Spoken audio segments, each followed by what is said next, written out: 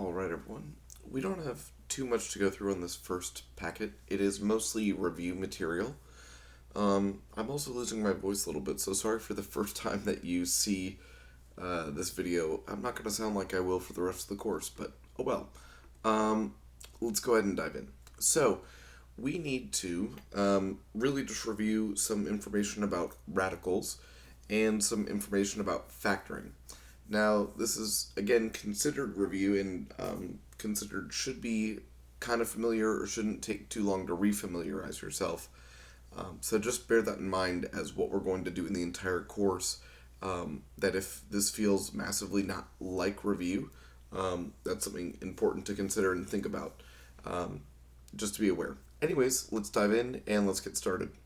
So, I'm not going to have a calculator on screen, but I'm going to trust that you could use a calculator appropriately, and you are allowed to use one. But let's see what's going to happen on these first few. If you try to take the square root of 81 in a calculator, or if you ask yourself what times what gives me 81, that's what a square root is. It's saying what times what will give me 81. You will end up with 9.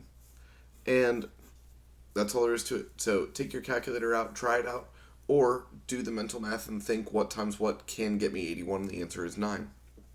Well, what happens when there's a negative in front of your square root? Well, then guess what? You still find the square root of 196, which is 14.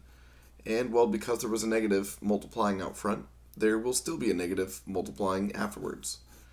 And so there you go, negative 14. What's different, though, is take a look at number 3. This is one where it is beneficial to really actually use your calculator and see what's going to happen. But it's going to spit out something like domain error or error. And that's because what times what will give you negative 49? The answer is no real solution. Now later in the course, we are going to see that there is actually another way we could frame this and actually give something that looks like an answer, but it's not a real number. So that'll come later. If you're wondering why is that possible, well, let's again review what a square root is and see why this is impossible. Remember that the question that's really being asked is what times what will give me negative 49. And, well, let's run through it. If I had 7 times 7, that would give me positive 49. And so we're like, well, I got the 49, but it needs to be negative. And that makes you go, oh, it must be negative. But remember, a square is something times itself. So what's negative 7 times negative 7? The answer is actually still positive 49. And so there you go. That's why there's no real answer, because either positive 7 times positive 7 is 49, negative 7 times negative 7 is positive 49. So there's no way I can multiply and get 49 and get a negative if I'm multiplying the same thing by itself. So we call it no real solution.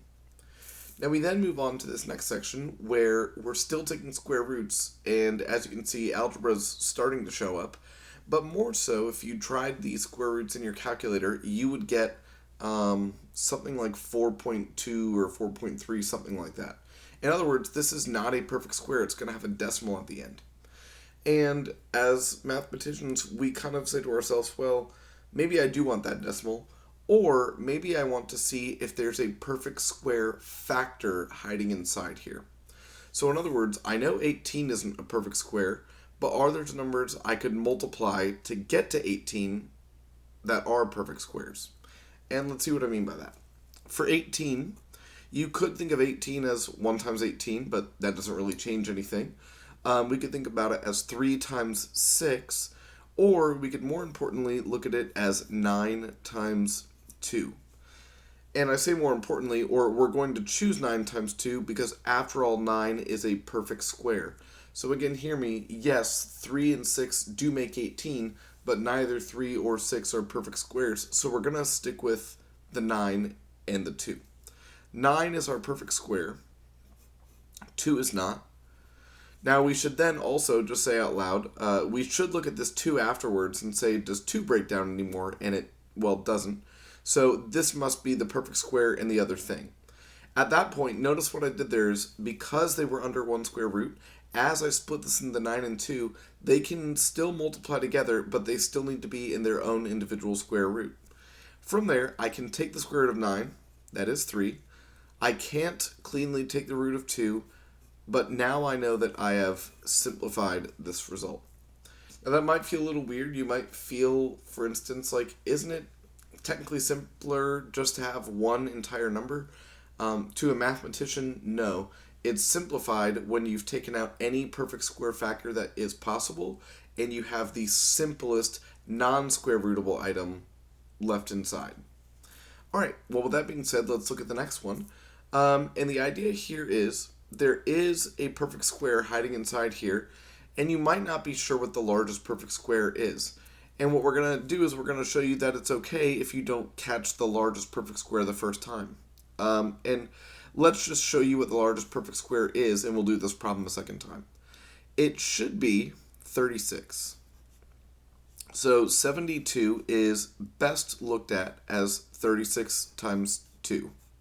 Well, 36 roots to 6, and the root of 2 doesn't work out nicely, so now I'm done. Well, let's do this problem a second time and show you that it's okay to work up to the largest perfect square. So it turns out that it's mathematically valid to say, what if I just thought 4 was the largest perfect square? Well, if I divide out 4, I would be left with,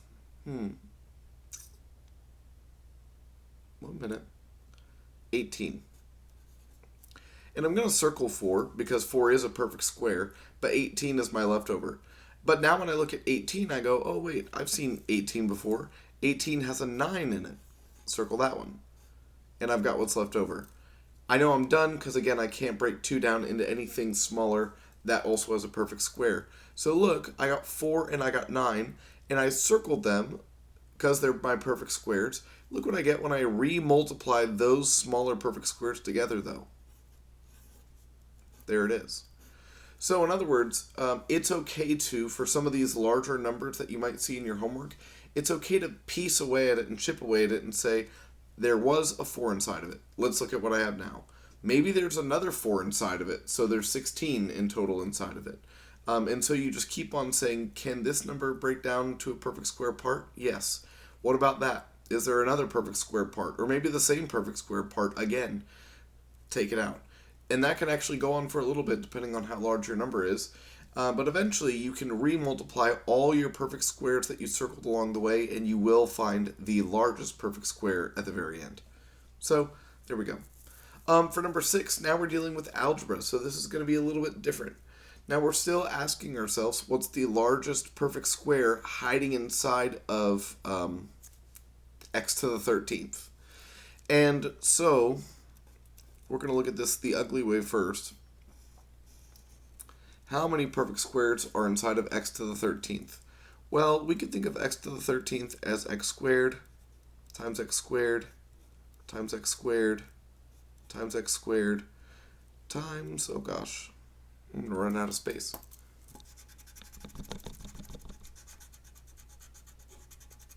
Sorry about that.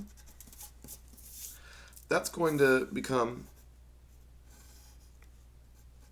x squared, x squared, x squared, x squared, x squared, x squared, and 1 left over x. Now, in other words, if you notice what I'm doing here is notice that I have in my exponents 2, 4, 6, 8, 10, 12, and 13. And so the other way to look at this is there are 6 x squareds, 6 perfect squares of x squared hiding inside here. Let's look at another way we could rewrite this using exponents. And that is that we could think about this as, let's see here, x to the 6th squared times x. Now, this is kind of a leap, but the idea here is I can identify, you know what, sorry, let's start in order, and we'll get there. I can identify that there are 6 x squareds all multiplying together, And so as a mathematician, we're going to say, well, this was kind of annoying to write. X squared multiplying to itself 6 times. Is there a better way to write it? The answer is yes, with an exponent of 6. And so, again, we're getting closer at there are 6 perfect groups of x squared and a leftover x. And finally, or almost finally, let's understand that we are allowed to swap the order of those exponents. And there we go. Okay, we're still not done yet. We're really just establishing some review as we go through this. But now let's take a look at what's going on here. I've got, let's see here, 2 or x to the 6th perfectly squared and something not perfectly squared left over. Well, let's see what we learned. We learned that I can split a perfect square and its leftover into a other square root, just like over here with the numbers. What we spent a lot of time looking at is how are we going to realize that x to the 6th is being perfectly squared. That's what we spent all the time working on. After that, though, hey, look, if something is square rooted and something is being squared, those have now just canceled out, and there's a root of x left over. Now, this is a kind of long way of doing it. It is the true mathematical way. I'm about to show you something really cool that's going to save us a lot of time on this example, and it's that we can understand what a square root actually is, and the answer is it is an exponent. So let's look at this problem one more time and see it a new way. Over here on the side, I'm kind of running out here, but here we go. If I then instead look at this as x to the 13th over 2. Now, in other words, that's what I'm telling you is that a square root is an exponent of 1/2. And that's a pretty big idea. Well, then watch this. Guess what happens when you have 13 over 2?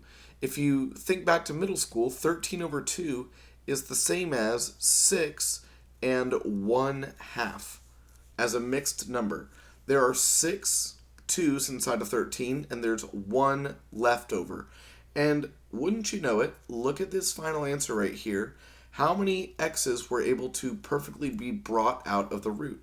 6 of them as an exponent. There's your whole number. How many of them weren't able to come out? 1 was left inside. And take a look at your numerator. So all of that work just to memorize this really, really cool rule that if you have a square root, you have a 1/2. If you have 13 over 2, you have 6.5. And you can now cut to your answer and say, oh, that means there's x to the 6th, because of my mixed number, whole number, and there's a 1x left over inside of a square root, still a half, still square root, but only 1 is left inside. Excuse me. Interesting result. So now that we've laid the groundwork for pretty much all of our square root rules, we can now go through these next ones a little quicker at first.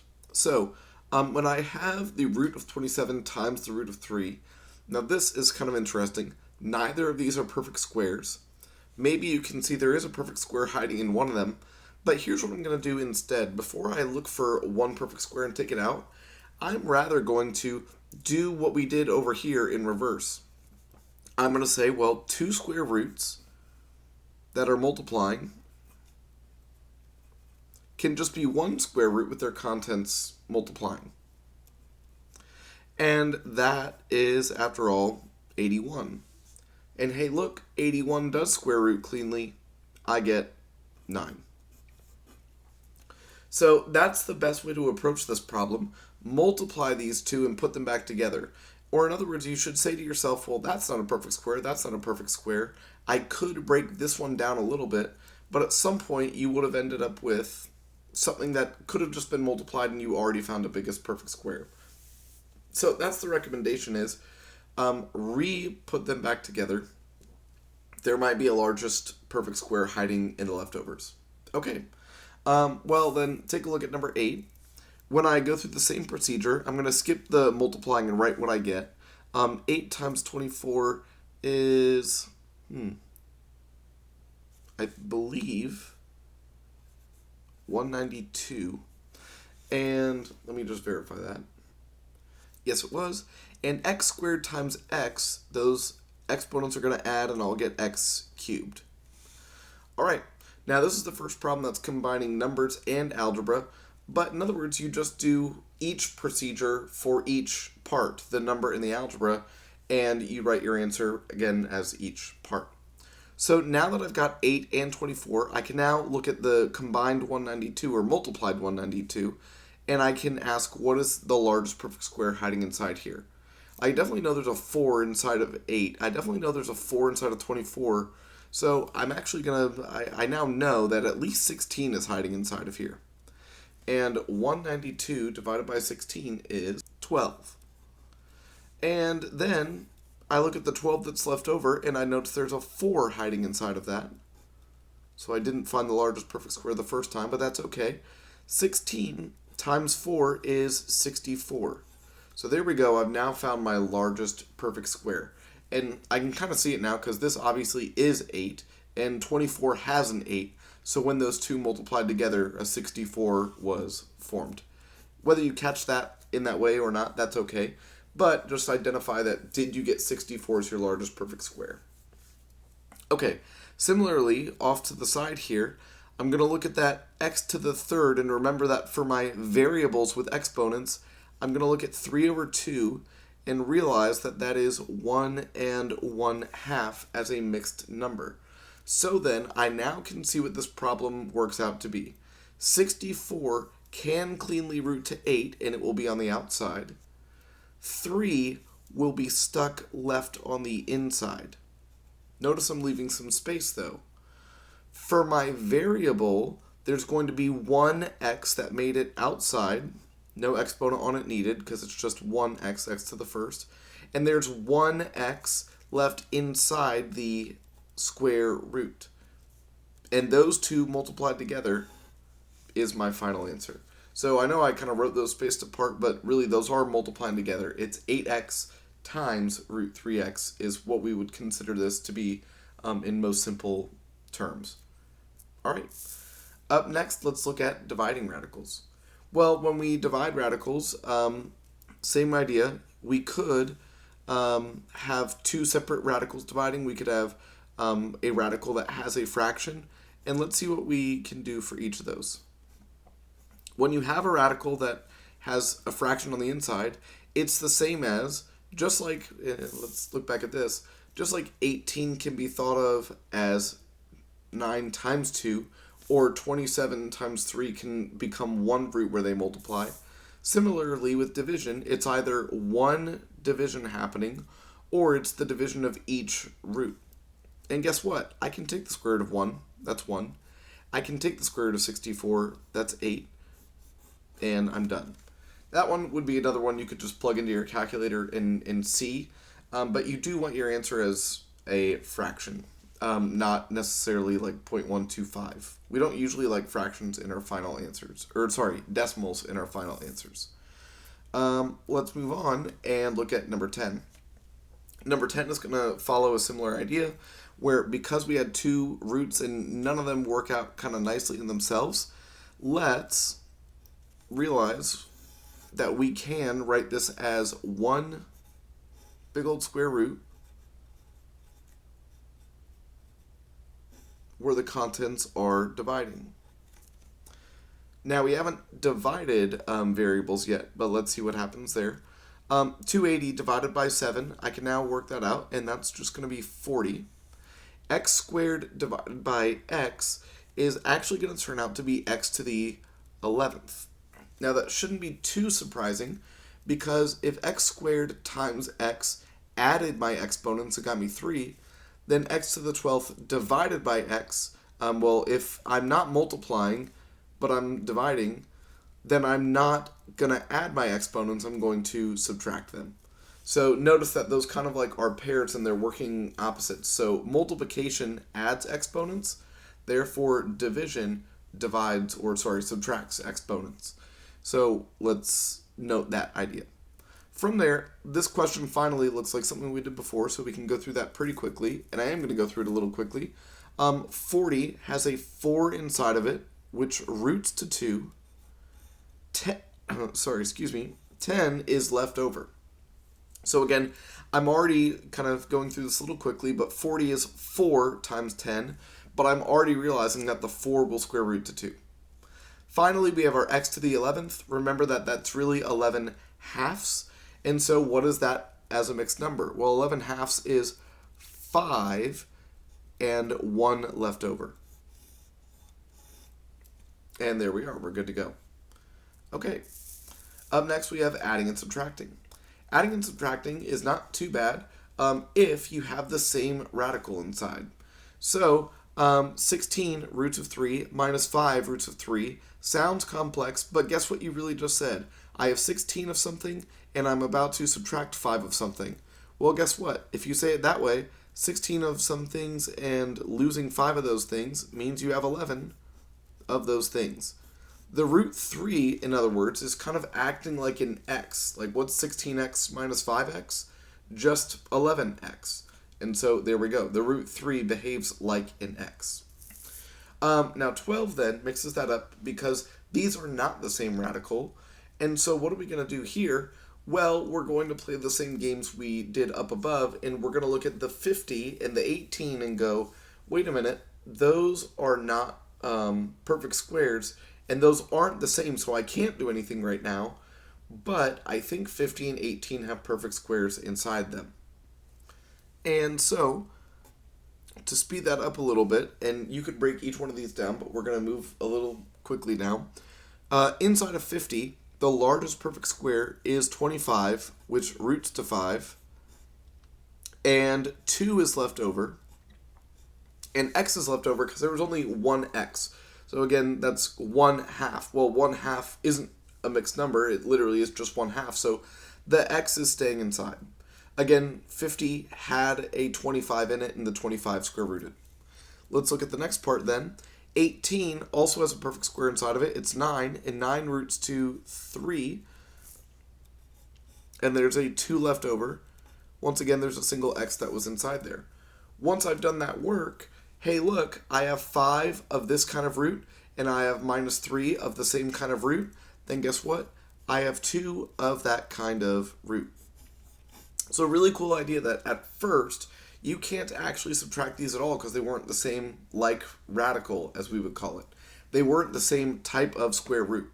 However, by finding the largest perfect square factor hiding inside, we were able to take their square roots, find our leftovers, and realize, oh, they are the same type of root. I can combine them.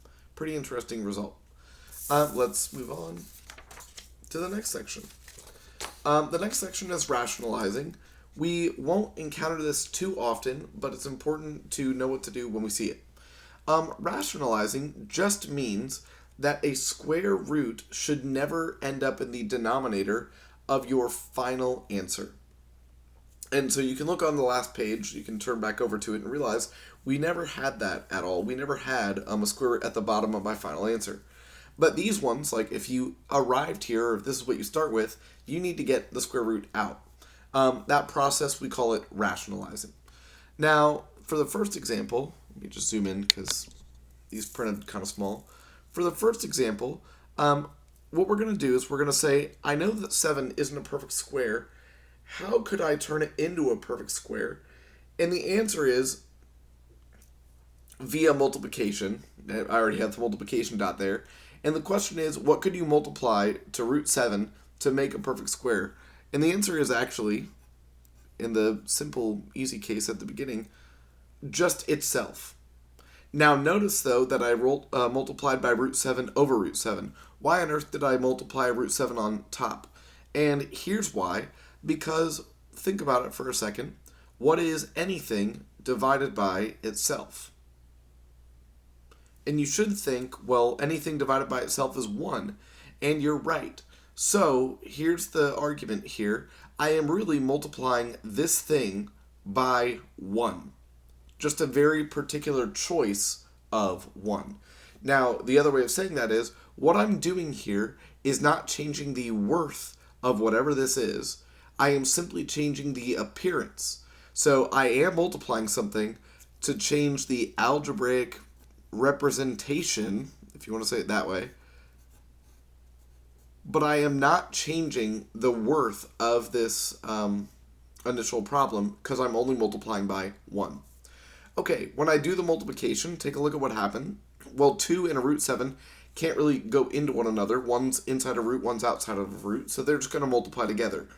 Now, root 7 times root 7, their insides can multiply together, and I get 49. We'll take a look at what then happens. You can square root 49.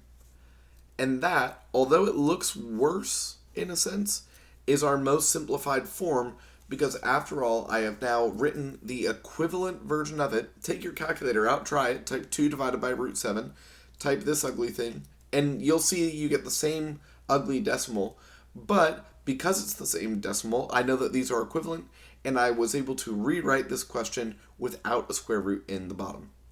Okay, the next one should feel pretty similar, it's just you already had a different type of square root up top. Well, you're still going to do the same procedure, and you're just going to remind yourself that the only issue here is with the denominator. So the only thing I need to multiply is root 11 to the top and bottom. What is that going to give me? Well, I'm now able to multiply and combine my roots. That's going to be 33, because that's what 11 times 3 is. 11 times 11 is 121. And that's why we chose to multiply by 11, because 121 roots perfectly to 11. Now, at this point, and really honestly, we maybe should have addressed it here, you might be tempted, I didn't address this, but we will now, you might be tempted to look at that 7 and this 7 and go, ooh, let's divide them. Or this 33 and this 11 and go, ooh, let's reduce. And the answer is absolutely not, don't you dare. Here's why.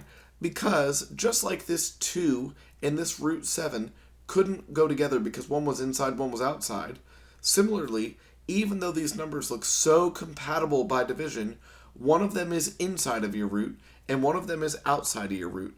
And so there is absolutely no way you are doing that division. The square root, you could almost say it this way, is kind of like a little safe house that's going to protect this 33 from any division by 11. There's no way I can reduce it because the 11 isn't actually able to get at the 33 inside the root. Is again another way of saying the same thing.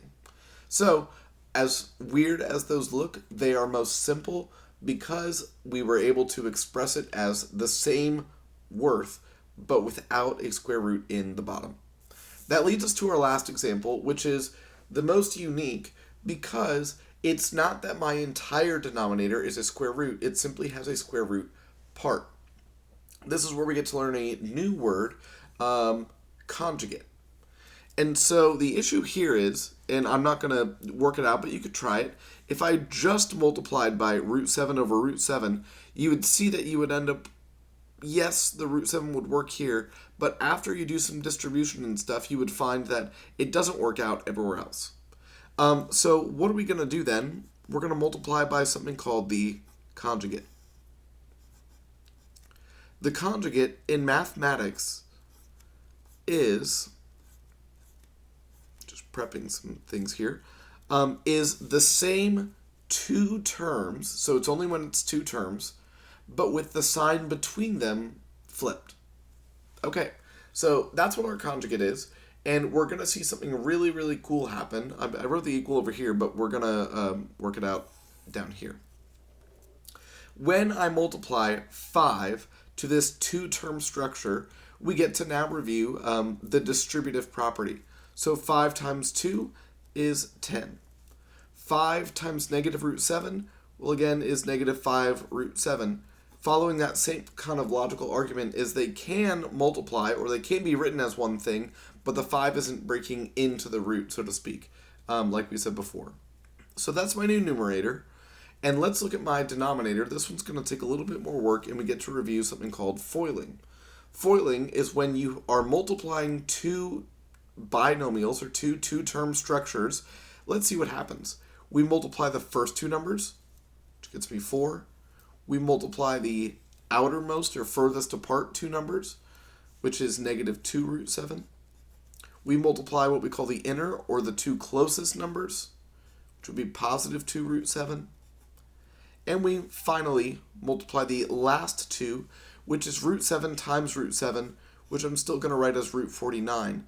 Because they're the same square root and they're two roots multiplying, that's when, again, if you kind of catch this argument, when do I actually change what's on the inside of the root? When I was multiplying two roots, right? They're two roots, so they're the same type of thing. Now their inside parts can actually be changed by the multiplication.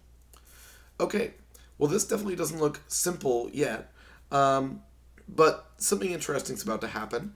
Because we multiplied the conjugate pair, take a look at your denominator, and at first I see this negative 2 root 7 and positive 2 root 7 and the root 49, and you kind of think, well, now there's more roots than there was before, but wait a minute, these two cancel out to 0.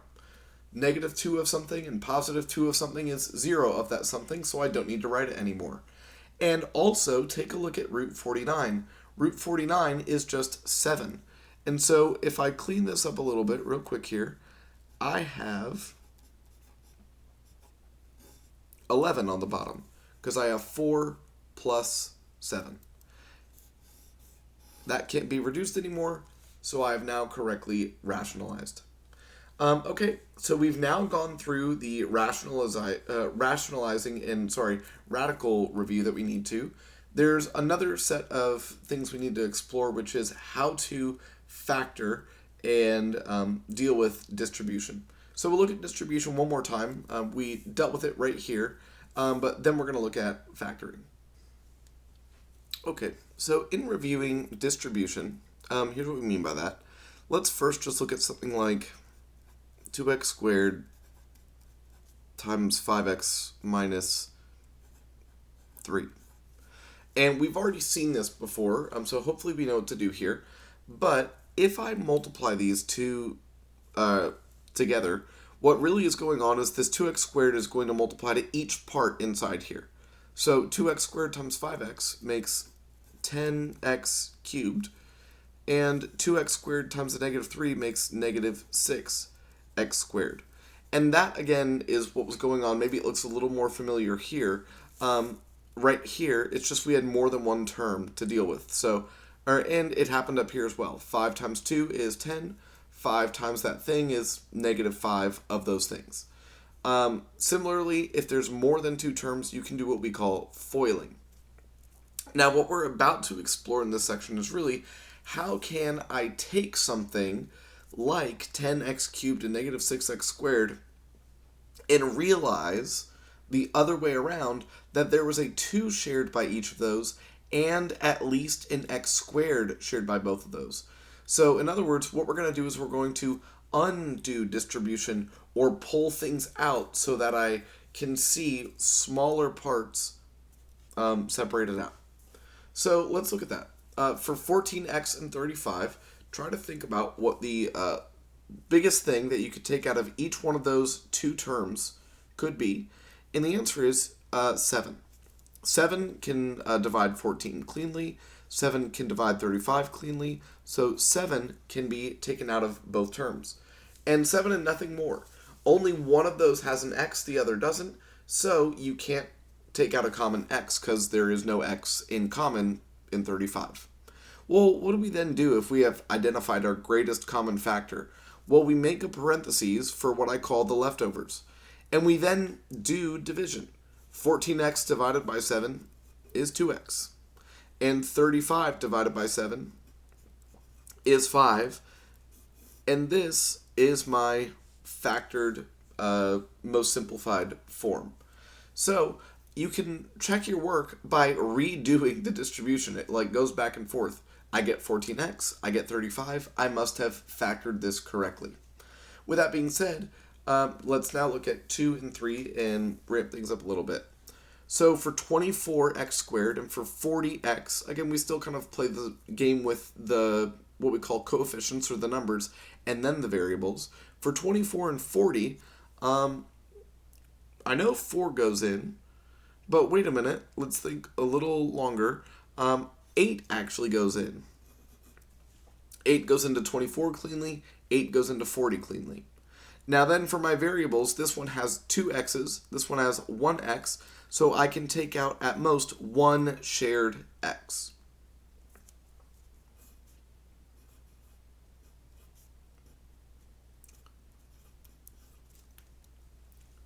And you can see that again, 24x squared divided by 8x leaves me with 3x, or again, you can see it redistributes back to 24x squared. And similarly, 40x divided by 8x leaves you with a 5, or again, could re-multiply back to 40x if you wanted. And this is the most simple number here. And so actually, we're going to put a box around it. We are done. But just to say out loud, what if you did think 4 was the largest number there? Well, you would have been left over with 6x plus 20. And then that's where you would have said, oh, wait a minute, 6 and 20 still share something. So I already took 4x out, but now I can take out an additional 2, and I can put those together, and now I'm at my answer. In other words, I'm still just trying to lay out the idea that you don't need to actually find the largest common factor at first. It's okay to find it in pieces. Or in other words, it's okay to find a smaller one first and realize, oh wait, there's still something shared that I can pull out later. It is, of course, nice to find the largest perfect square in your first step, but it's okay if you find it in pieces and re-multiply them all together. Kind of like what we talked about with finding the largest perfect square inside of something.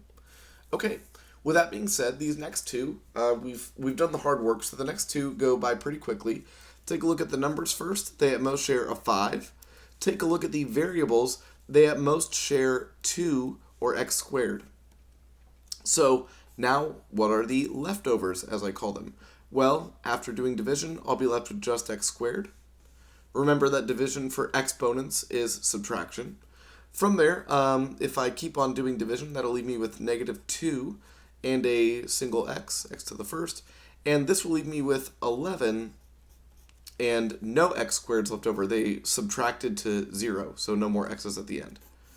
Once again, the verification, the kind of like, oh, now I see it, is re-multiply and see that it goes back to what you had before.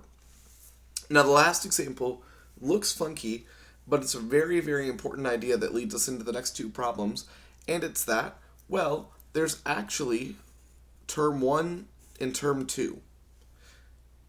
And those two terms do share something. Look at what they share. They share the x plus 13. And so don't miss this argument. I did take out what was shared. Notice what shared already had parentheses written on it, so I'm keeping that as I take out the shared thing. But what do I do then? Well, like I've said every time, we then create a parentheses for our leftovers. Well, what are the leftovers when I divide x plus 13 out of x times x plus 13? Well, you're just left with the x. What are you left with when you divide the x plus 13 out of this? You're just left with the negative 2. And that maybe might start looking a little familiar. And again, hopefully you can see that. You could say that the x plus 13 will multiply to x. The x plus 13 will multiply to negative 2.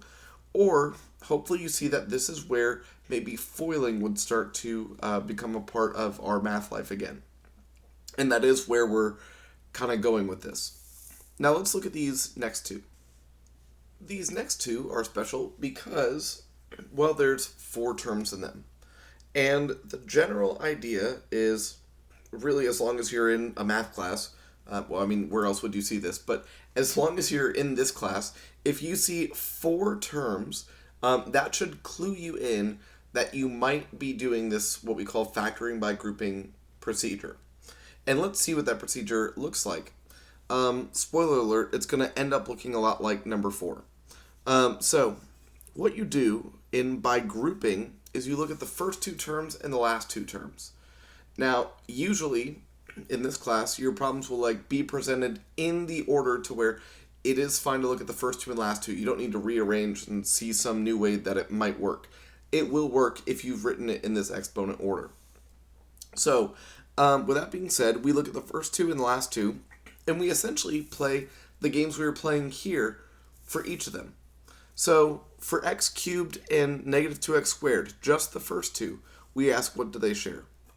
The answer is they share at least 2 x's and nothing more, and their leftovers go in parentheses, and I'd be left with x minus 2. Now, technically, you still ask the same question for the next two, but there's a way I'd rather phrase it to make it really clear. What you do in the next two is you don't ask, you technically do, what's the greatest common factor? You ask, can I make it match x minus 2? And the answer is yes. If I take out the greatest common factor, 8, I can create x minus 2, and I'm good to go. Awesome. Now look at what we just did. We just took these 4 terms and turned them into something that looks like number 4. Something with insides and then something with insides, and they have the same insides. So it is now that the x minus 2 is the common factor itself, and there's a new parentheses for the leftover of the x squared and the leftover of the plus 8. Take a look at that. Now, also, depending on your math background, if you've done this before, you might have by habit taken the leftovers and put them first when you see this. That's fine. Doesn't matter which order the parentheses go in. What does matter is that your x squared and 8s are in the same pair and there's a positive sign between them, and that your x and your 2 are in the same pair and there's a negative between them. That has to be true, but which entire parentheses go first doesn't matter. It's up to you. We'll put or there. All right, let's do number 6 a little more quickly because we've now established the idea. So first 2, last 2, because I see 4 terms. First thing the first 2 share is just x squared. I'm left with 2x minus 3. And again, stop, pause, redistribute, see why that works, and that it goes back to what you started. Now, the second question is still, again, technically the same, but we're going to phrase it differently to catch something. I want to make a match of exactly positive 2x and negative 3, but notice these are going in the opposite order. There's a negative first, then a positive second. Well, I want a positive first and a negative second. Well, guess what that means? We're going to not only realize that 5 is in common, but I should take out a negative as well as I'm dividing it out so that the signs switch. Now I have a match. Excuse me. And so that's why we again rephrase the question as, yes, find the common factor, but really, can you make a match in the parentheses? Well, because we were able to make a match in the parentheses, it is now the parentheses 2x minus 3 that is the shared factor, leaving us with an x squared and a minus 5 to go in our parentheses for the leftovers. And we're done. Okay, so this is what we do when we have 4 terms. But now we're going to deal with what do we do when we have 3 terms. Now this is where we honestly could spend a lot of time. And this is actually where we would mostly say we hope that this is review for you. What we're about to do, people do struggle with, but these next 3 examples should be probably what you're most familiar with. I'm just kind of saying out loud. And if not, I highly recommend you practice these sets of problems in your homework. Again, redo the homework, you'll see the numbers shuffle around and you have different examples to do every time. This is definitely a section that you want to be able to go through, this last page here. So, what do we do when we factor trinomials, 3 terms instead of 4? The trick is we're going to turn 3 terms into 4 terms carefully, and then do by grouping. So what on earth do I mean by that? Well, there's also, what we're going to look at is that usually there's something x squared, something x, and something. And for these first 3, notice that it's just a single x squared, or in other words, a is 1. When that's the case, you can say what I'm going to call the factoring sentence. You should write it down somewhere, but I'm just going to say it out loud. The factoring sentence is, find factors of C that either add or subtract, whatever that symbol is, to that number. So let's say it out loud. In this first example, we're going to look for factors of 35 that add to 12. If you don't know the factors of 35, and I literally do this on every example I do now myself, I'm literally just going to write them all out. I know there's 1 in 35, but those don't add to 12. 2 doesn't go in, 3 doesn't go in, 4 doesn't go in, 5 goes in, and 7 is the other part. And hey, guess what? Do 5 and 7 add to 12? They sure do. So this is my pairing. It was also the last pairing, which, by the way, let's just say this. If this instead, don't actually cross it out, but if this instead said 14, what are the factors of 35 that add to 14? Guess what? There aren't any, so you would get to say not factorable, or the polynomial is prime, as your homework will say as a fancy mathematician. But the idea is there are some questions that don't have an answer. So don't assume it and don't force it. If there are not any factors of 35 that add to 14, if that was your number, then you just get to say, I'm done. But again, we found factors of 35 that do add to 12. They are 5 and 7. Now look at what we do here. We said we're going to turn 3 terms into 4 terms. Here's how. I'm writing the first and the last with their same symbols, but I'm splitting 12 into, you guessed it, 5 and 7. Now from there, I'm not done because after all, this was 12x. So these 5s and 7s need an x, otherwise I'm not going back to 12x. And from there also, how do the 5 and 7 add to make positive 12? Well, they both must be positive. And look at that. We've now turned 3 terms into 4 terms. And it had to be a very, very special selection of what are those 2 numbers we're going to split to make 4 terms. Now, after I've done that, look at this. I have a shared x in my first 2, leaving me with x plus 5. I can factor out a common 7, which will then create a match of x plus 5. I then have a common x plus 5, and I have leftovers of x and 7. Now, here's what I'm going to say out loud, and you should learn to internalize and do yourself. I'm just not going to our first time in review, but I will through the rest of the course. I don't need to, when A is 1, show you all these steps. And let me show you what I mean. We called out 5 and 7. We realized that 5 and 7 had to both be positive. Hey, look at what happens when A is 1 and you look inside your parentheses. You have the 5 and 7, and they both have to be positive. So you are asking yourself the same questions. What 2 numbers can add to 12, 5 and 7? How do they add to 12? They need to both be positive. And again, catch this wording that when the number out front is 1, you are technically able to pull those right into their parentheses and move on. And so think about that as we go through the next 2. You'll work faster than me if you do that in your head and realize what I'm going to get. I'm still just going to show you the drawn out process. So 18, are there factors of 18 that subtract to 7? Well, the factors of 18 are 1 and 18. Those don't subtract to 7, they subtract to 17. There's 2 and 9, and those do subtract to 7 in some way. And so, yes, there's also 3 and 6, but why if I already found what I need? So 2 and 9. Once again, we're going to split into 2 and 9. They each need the x. To get back to what I had in the middle, there's the negative 18. And specifically, how do I make negative 7? Well, the 9 has to be negative, and the 2 has to be positive. And again, you could be at your answer right now and move on. But let's see how it arrives. There's a shared x in the first 2. There's a, to make a match, negative 9, which will make a match. Now it's the x plus 2 that's shared, and there's the x minus 9 that's left over. And once again, 2 and 9, 9's negative, 2's positive. You could skip the work when A is 1 and jump right to your parentheses down here if you notice those numbers and notice the 9 needs the negative and the 2 needs the positive.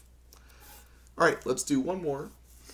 And so the factors of 10 that add to 7 are not 1 and 10, it's 2 and 5. So there's a 2 with an x, there's a 5 with an x, and a plus 10. How do I make negative 7? Out of 2 and 5, they have to both be negative. And so what happens there is I factor out the common x. What happens here is to get my match, I take out a negative 5. And it's now that the 2 is left over, or sorry, the x minus 2 is the common factor, and the x and the negative 5 are the leftovers. For the last time, I just have to say it out loud. When a is 1, just notice that if you say 2 and 5 and they both need to be negative, you could have jumped right to your parentheses down here and saved a lot of time. And that is what I'm going to do later on in lectures. If there's a 3-term trinomial, when a is 1, I'm going to jump right to here and expect that you practiced, and internalized how we got there, and you don't need to write by grouping if a is 1. However, now a isn't 1. So what are we going to do? Well, the first thing we're going to do is we're going to ask, is there a common factor I could pull out? So, in other words, if this instead said 3x squared minus 6x minus 3, we could have taken out a shared 3. But there is no shared number in any of these. So what do I do? Well, the answer is I still turn 3 terms into 4 terms, but there's now one additional step, and it's actually an invisible step that was always there. My first step is to multiply the first and last and get negative 6. And so now it's that I'm looking for factors of 6 that subtract to 5. So that's the only new step, is you multiply the first and last, but then you play the same game. Those multiplied to negative 6. So what multiplies to 6 and subtracts to 5? Well, the answer is, could be one of these, but which one of them will, careful, catch this, subtract to 5? This sign matters because these are the ones that subtract to 5. These are the ones that add to 5. So if this was a plus sign, we'd be going with the 2 and the 3. But because it's a minus sign, we need to be able to subtract to get to the 5 in the middle. Okay, once again, same procedure. Write the first, write the last, split the middle into the special numbers that you found.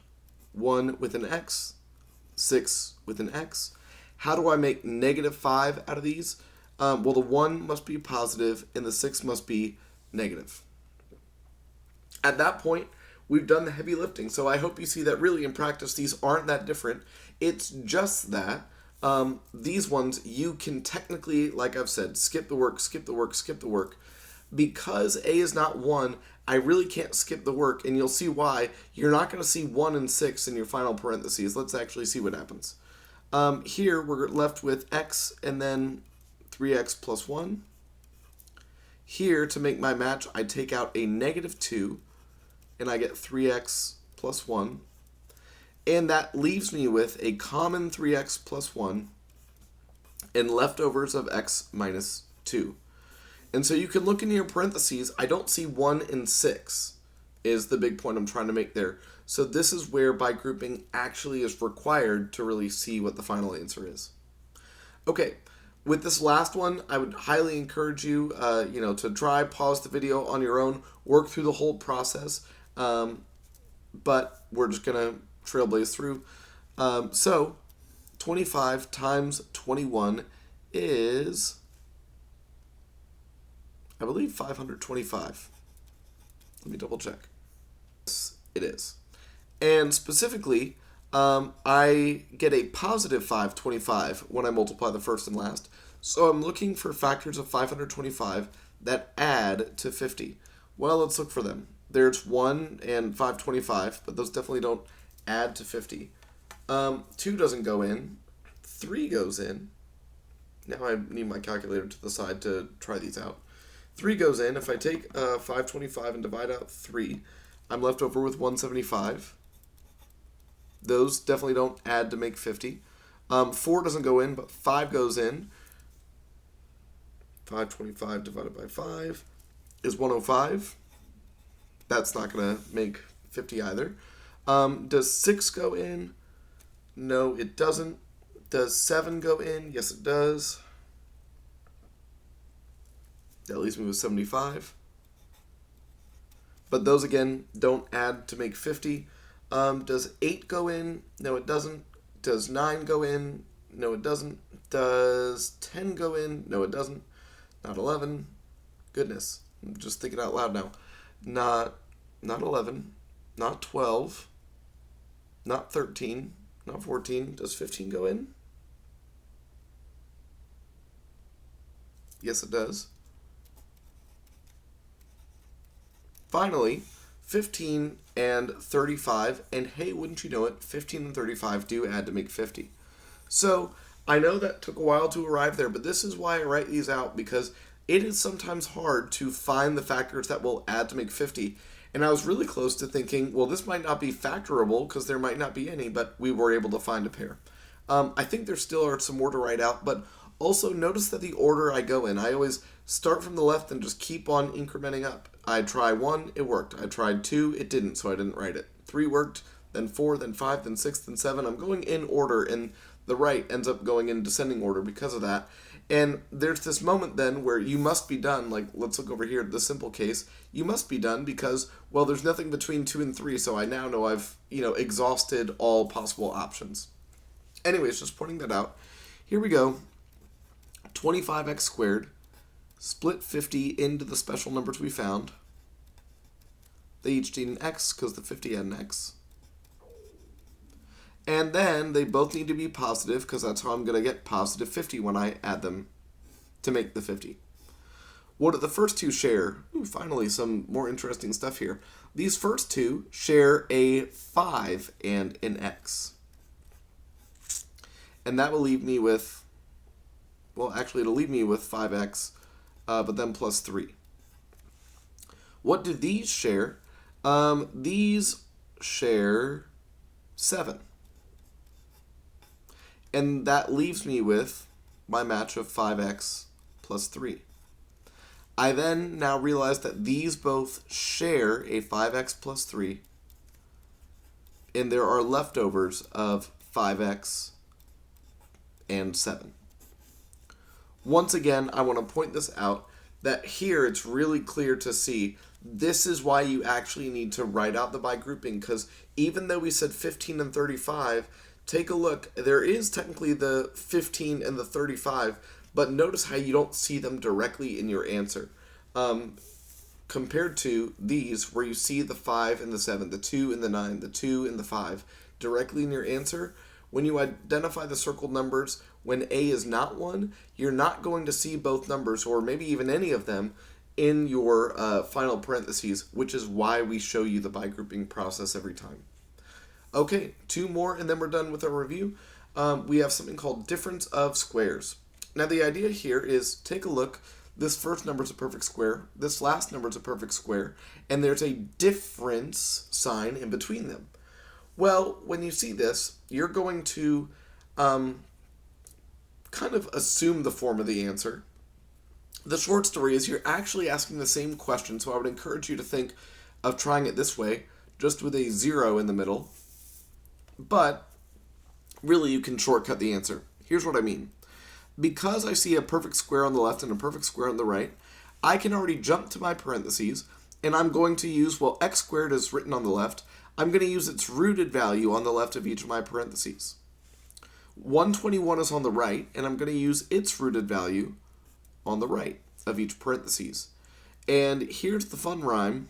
I'm going to make one negative and one positive, and ask yourself, have I seen 2 terms with the sign in between switched before today? Or maybe tomorrow if you didn't watch it all in one piece? The answer is yes. You saw those, and we called those conjugate pairs. And so here's the fun rhyme. Conjugate pairs make difference of squares, or difference of squares break down to conjugate pairs. Awesome.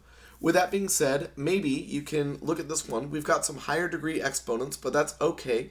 We are still cutting those exponents in half when we square root them, because we already talked about that earlier in the radical section. A square root is a 1/2.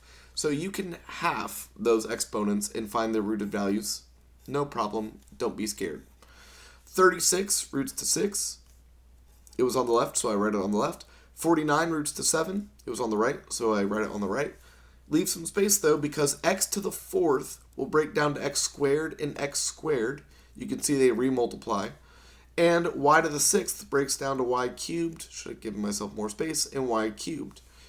And specifically, because this is a difference of squares, I need these to be conjugate pairs. 1 minus, 1 plus.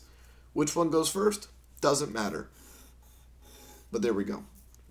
What I'd encourage you to do on this one especially is refoil this all out and see why the middle term completely disappears and it goes back to what you started with. The last thing to say is there is no sums of squares, for similar reasons that you can't take the square root of, well, whatever, we don't need to talk about it, but there are no sums of squares, just know that. So if there was x squared plus 121, maybe let's prove why real quick. What are the factors of 121 that will add to 0 is what you're saying, because there's nothing in the middle. Well, the factors of 121 are 1 and 121. Those don't add to 0. They make 122. There's also 11 and 11. Those don't add to 0. They add to 22. So I can't choose two numbers and add to 0 in the middle, so that's why. Okay.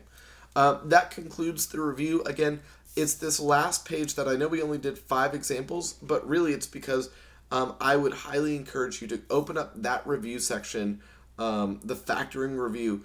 Go through that once, twice, 3 times until you are extremely comfortable with factoring. That will give you the biggest benefit in the course. Our roots and exponents that we did earlier will show up in that radical review. I will say they don't show up much, or not, sorry, they don't show up as much in the entirety of the course as all this stuff we just covered will. So thank you so much. If you have any questions, send me an email, and I look forward to, I guess, making more videos for you and seeing your progress in the course. Have a great day.